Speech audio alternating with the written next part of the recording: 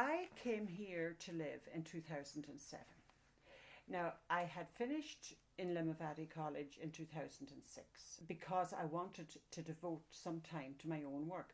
When you're teaching, you can't do your own work. It's either one or the other. So I happened to know the manager of the Bun, and I went out to see him, and he said, well, it's Heaney's birthday, his 70th birthday in 15 months' time. Would you not think of something for it? And I thought, sure, why not?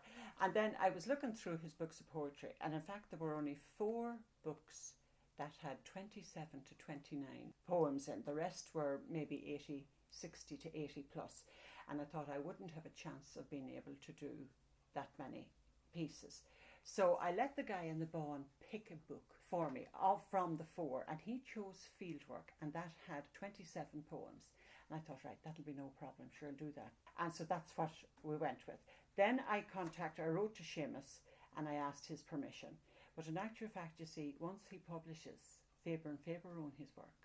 He doesn't own the work anymore, but he said, to all intents and purposes, I go ahead.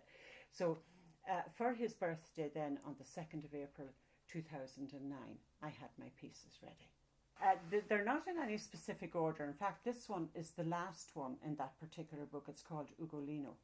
And that was the one that drew me first. So what I generally did was I printed them out for myself, and then I would work on them and get ideas from that, all right? And each work has the poem attached. I have included a big book of my explanations as to how I would have arrived at the ideas. This is their 4th and probably their last outing.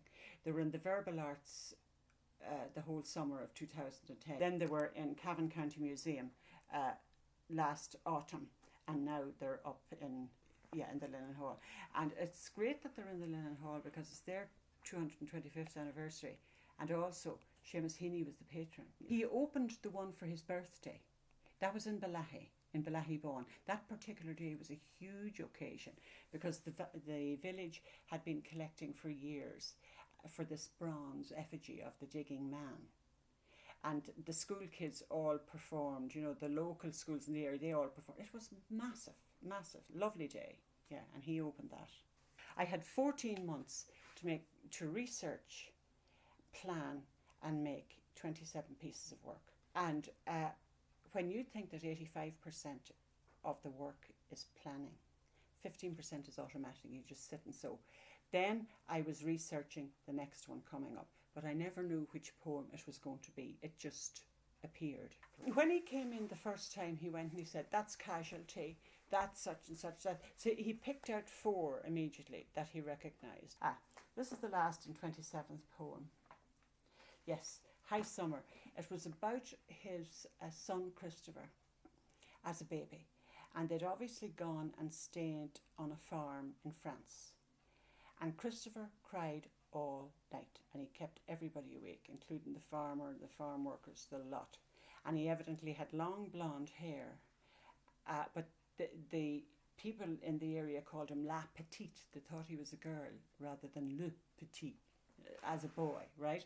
And so what I did for this, I did painting on fabric, but I also cut up different fabrics for the hair. I would have liked his poetry because I would be into the theatre, I'm into the performing arts generally, and yes, I would have, any plays that he had on, I would have gone to. But people say to me it was large.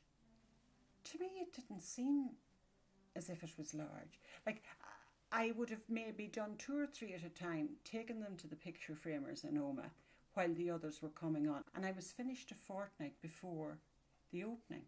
So it wasn't so bad, and it was an absolute and utter pleasure.